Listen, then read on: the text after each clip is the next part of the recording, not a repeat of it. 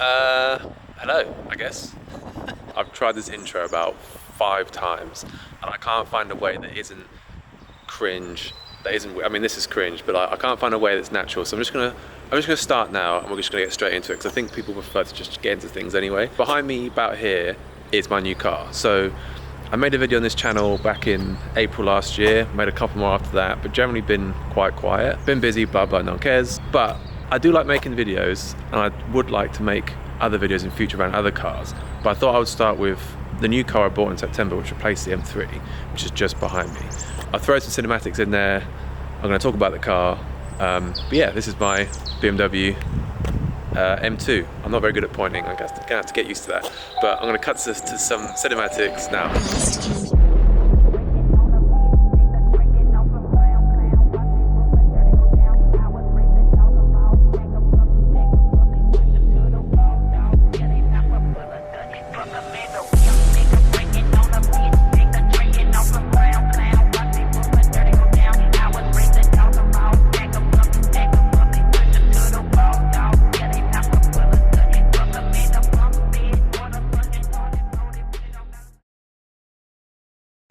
So yeah, this is my BMW M2 N55 OG, original, non-comp, whatever you want to call it. There's a few different names people have for this. I think OG seems to be the most popular. This is the replacement for the E92 essentially. You'd have seen some cinematic shots of the bits I've got on it because the car is indeed not stock. We'll start with the front. I've got the Auto ID TRE pre-reg splitter, whatever they call it. So it's like really nice quality carbon that matches the carbon weave of the original carbon on the car.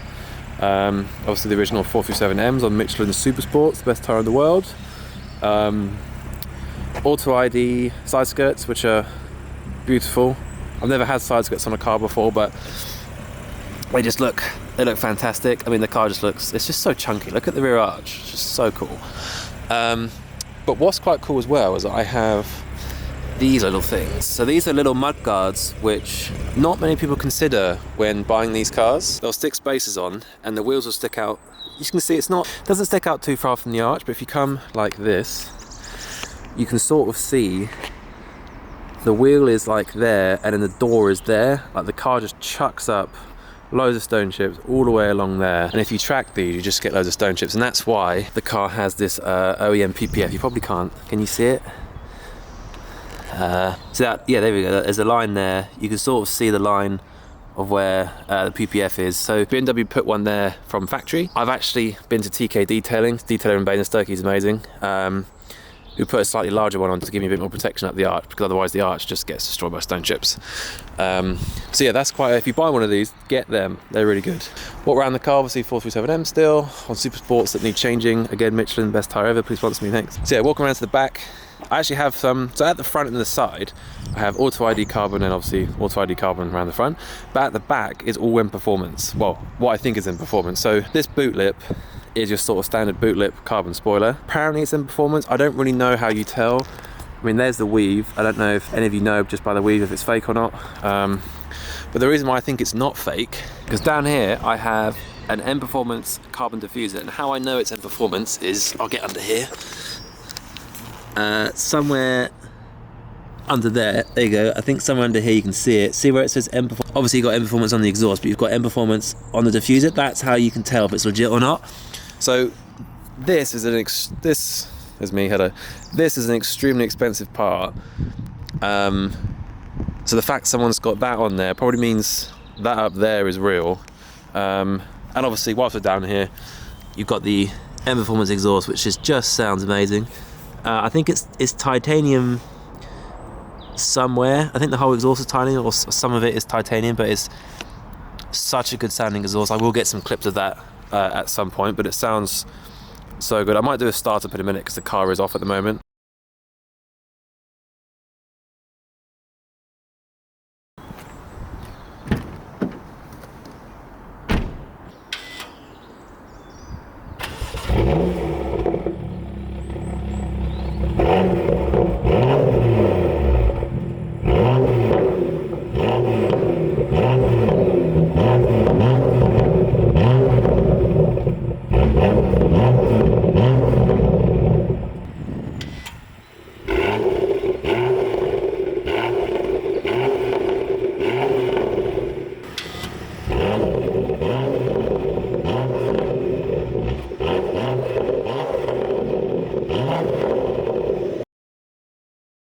Car is sat on IBAC springs and spacers.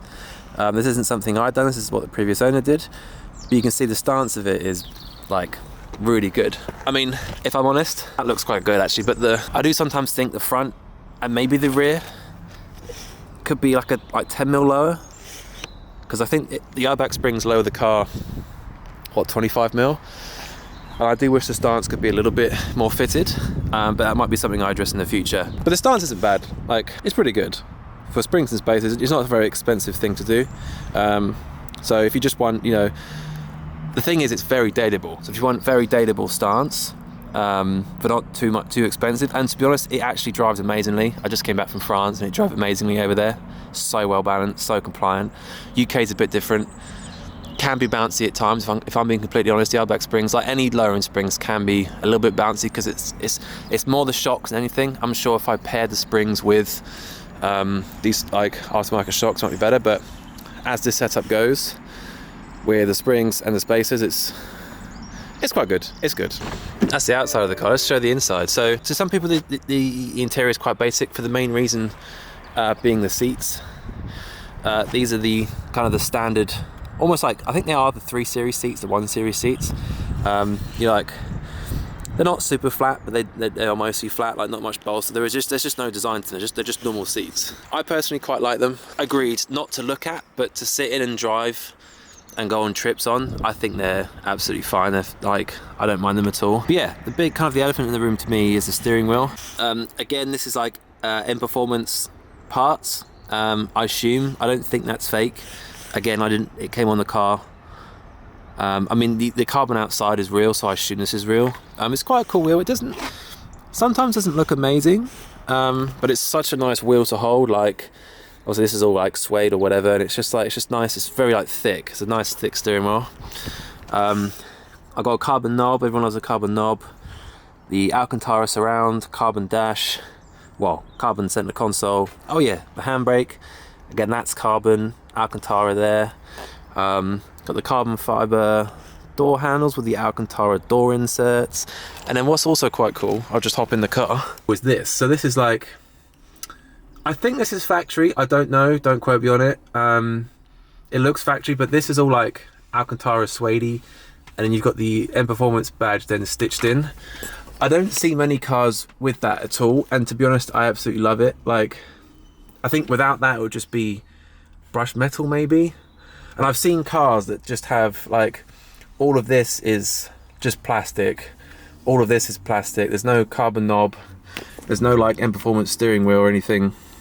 And I just think with all these bits together, it really makes the M2 interior look quite nice. You've also got the valves for the M Performance exhaust as well, which is quite cool.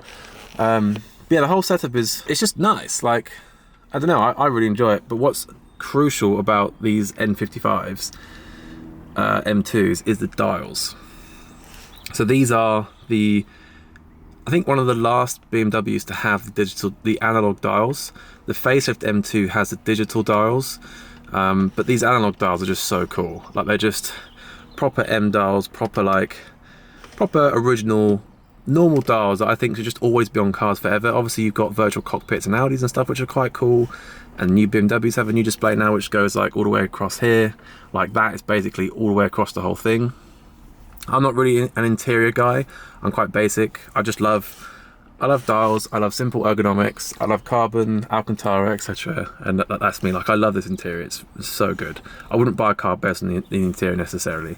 I'm more about how it drives and how it looks, and how it sounds, that sort of stuff. But yeah, that's the interior. Yeah, I've shown you around everything. Obviously the standard wheels, IBAC springs, carbon everywhere, blah, blah, blah. But yeah, I mean, so you've seen cinematics. I want to do some flybys.